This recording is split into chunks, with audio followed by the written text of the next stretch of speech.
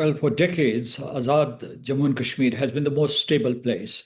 And the people of Azad Jammu and Kashmir have not only progressed inside Azad Kashmir, but they have contributed to Pakistan's economy. They have also been participants in all the endeavors, national endeavors in Pakistan. And the bonds between Pakistan and Azad Kashmir are very strong. I think that this whole process started with political experimentation, which was done in 2021 after the elections. The frequent change of the prime ministers led to the election of a new prime minister on the 20th of April 2023. And they turned the entire assembly into one coalition, thus dispensing with the opposition. I mean, there was no opposition. That created a void. And, prior to that and following that, these traders and transporters of Azad Kashmir, also accompanied by students and lawyers, they've been demanding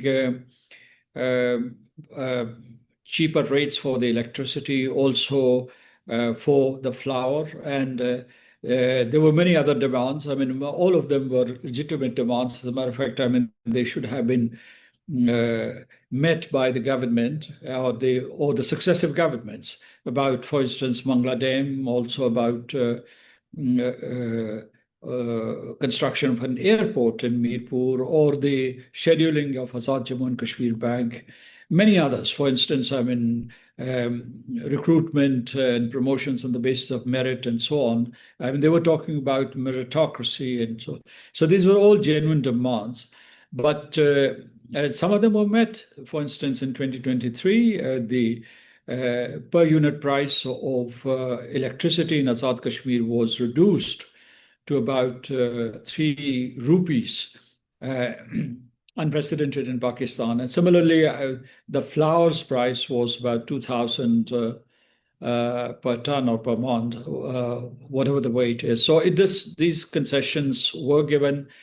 And then there was a negotiating team from Azad Jammu and Kashmir, and designated by the Azad government, and they engaged the leaders of the Joint Awami Action Committee, and over time, I think that this agenda swelled, and the demands of the Joint Awami Action Committee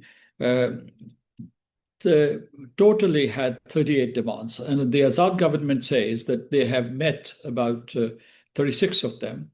But there were 2 sticking points. One was, of course, 2 or 3 sticking points. And the most important, which is relevant even in today's context, is that the committee started demanding that 12 seats in the AJK Assembly should be abolished.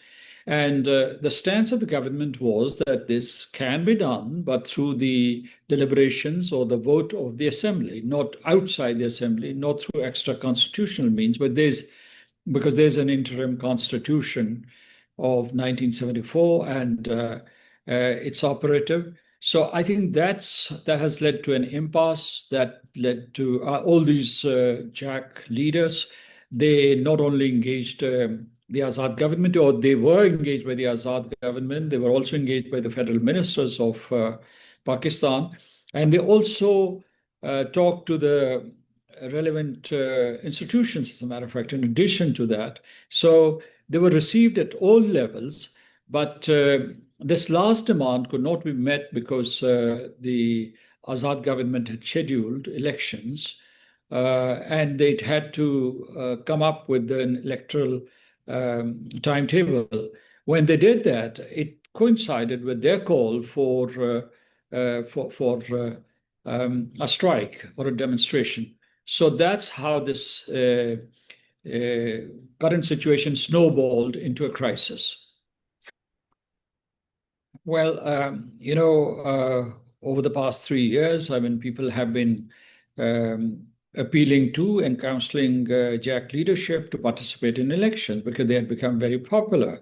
But they did not show any inclination to participate in the elections.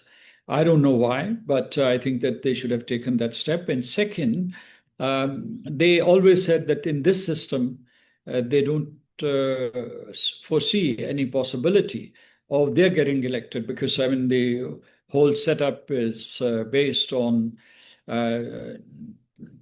tribalism and brotherries and so on, and therefore they were probably not hopeful.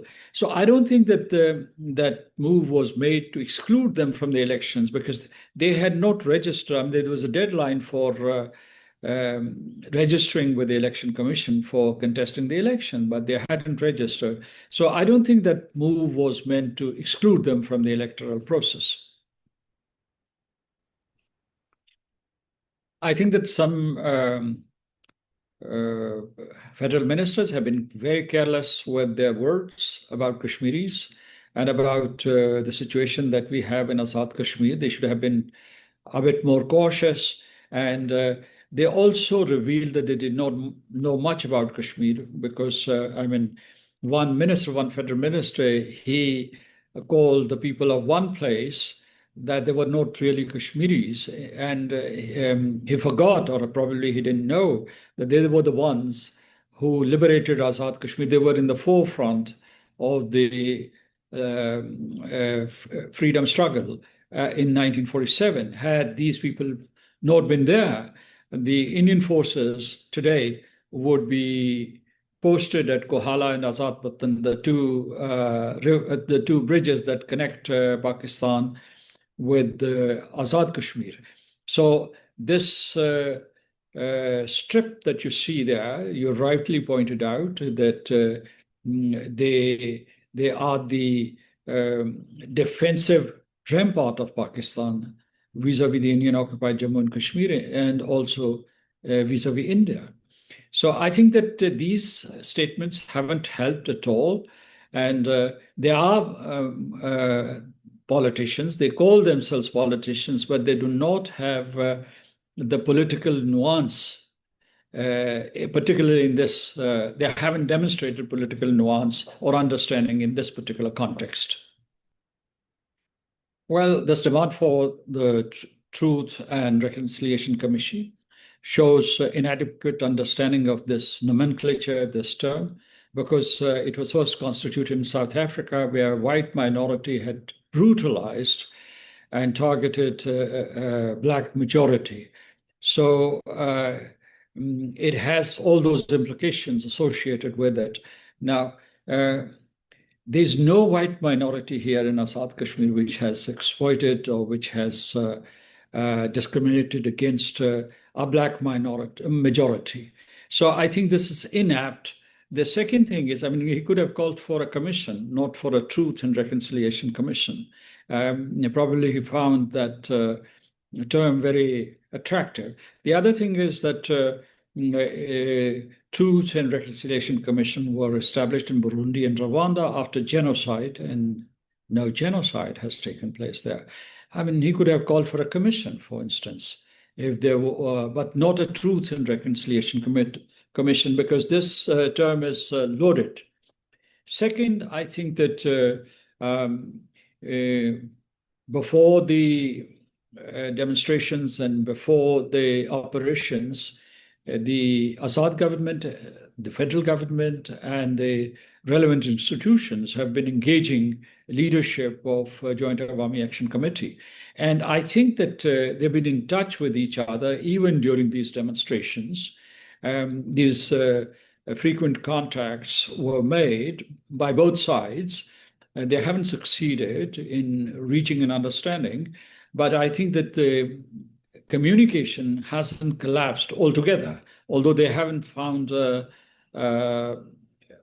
middle ground, so to say. And I think that ultimately we will have to find a solution because, I mean, these people are, I can tell you that the Azad Kashmiris are patriots.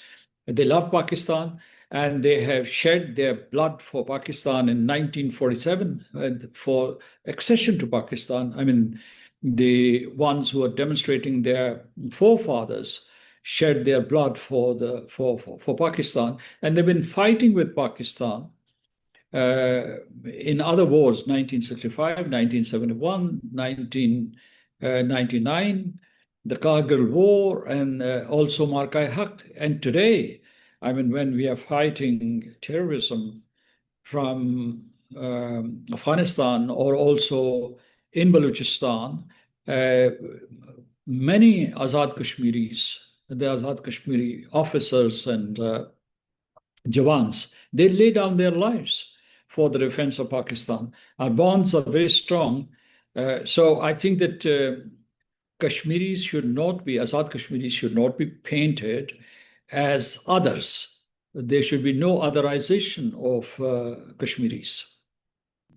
Well, it is not heavily militarized. I'll tend to disagree because compare that to the Indian occupied Jammu and Kashmir, where I think that 1 million soldiers are deployed. There are 3 corps deployed in that area. Add to that paramilitary forces. You also have police forces. And so compared to that, this is the armed forces of Pakistan are thinly deployed in Azad Jammu and Kashmir, just to manage the line of control, and also in Azad Kashmir and up north in Gilgit-Baltistan. In fact, one of the things is that we do not have adequate assets and soldiers deployed along the line of control. But in Azad Kashmir, I'd say, as far as the territory is concerned, you do not find Pakistani soldiers in the cities and townships of Azad Kashmir. Yes, I think that this is a security failure. If there are weapons there, and there's the Pakistani police, and there's also security agencies. So I think that they should not have, these illegal arms should not have slipped through that net. Well, it's a very, very strange assertion, unsubstantiated.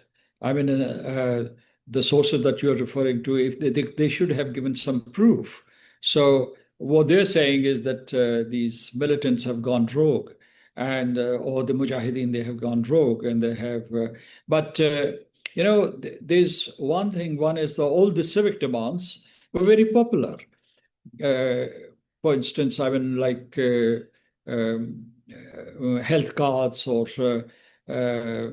different machines in the district hospitals or in the divisional headquarters and so on. And also there's unemployment in Azad Kashmir. And meritocracy, I talked about it earlier. These are genuine demands, and they had wide resonance amongst the people of Azad Kashmir, backed by Pakistan. But I think that now some elements in the Joint Awami Action Committee have also espoused a political agenda. And that kind of clashes with the accession to Pakistan. And therefore, naturally, the founding fathers of Azad Jammu and Kashmir and the vast majority of the people, not only in Azad Kashmir, but also in the Indian-occupied Jammu and Kashmir, wanted to accede to Pakistan because in pursuance of the 1947 Independence Act, because the Kashmiri population was, its majority was Muslim. So I think that because of these new fault lines, you see a rupture, and we need to repair it because ideological differences are there. They have been there for decades, but at the same time, there has been peaceful coexistence amongst different groups, and we should not turn it into a permanent fissure. You see, I would say that we should win hearts and minds of the people. We should integrate all of them. And whether it's Balochistan, Punjab, Sindh, Khyber Pakhtunkhwa, Gilgit-Baltistan, Azad Kashmir, they should be woven into one fabric, one national fabric. And so that's the task for the leadership. What has happened over the years that many of our political institutions have lost their constituency. And this creates unrest.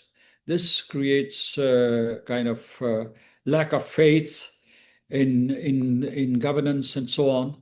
And well, it's not peculiar to Pakistan. I mean, you go to the United States and you'll find the same sort of chatter, dissatisfaction with the incumbent government. You go to any other part of the world, parliamentary democracies, there's always this debate. Recently, I mean, you would see in the United Kingdom, they ousted a ministerial prime minister. I mean, looked very much a prime minister, hands-on prime minister, but he was ousted.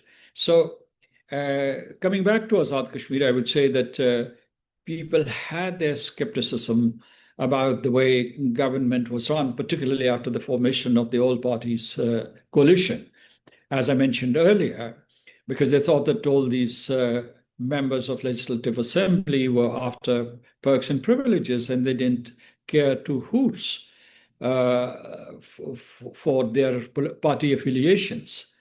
So, and this erodes credibility in the eyes of the people. This is one of the reasons that you have a robust civil society backlash. Had there been a credible government and credible opposition, probably these people would be going to their MLAs and not taking to the streets. So this is a dilemma that we have to resolve, not only in Azad Kashmir, but also in Pakistan. The second thing that I want to highlight is that Azad Kashmir is not unique. Azad Kashmir, Gilgit-Baltistan, Khyber Pakhtunkhwa, and Balochistan, I would say this is the periphery of Pakistan, the outer perimeter of Pakistan. And India has been trying. I do not believe in conspiracy theories. I can tell you that India has been trying to foment trouble and unrest in all these areas to, in fact, weaken and undermine and implode the core. So there's a pattern that we can see. So, but it's the responsibility of the government in Pakistan and the government in Azad Kashmir and all the other areas that I have mentioned to coalesce and kind of come up with a political agenda which is comprehensive, which joins the entire political spectrum into one single national entity. And this is a struggle for the current generation of leadership, also for the future generation. Students now going to the universities, this is their responsibility. This is a big challenge for Pakistan. Pakistan, right now is in seventh heaven because of the prestige that has bestowed upon Pakistan because of the mediation that we did between Iran and the United States, and our stock all over the world is very high. But at the same time, we have to defend our borders, and we have to catalyze cohesion and integration within our country.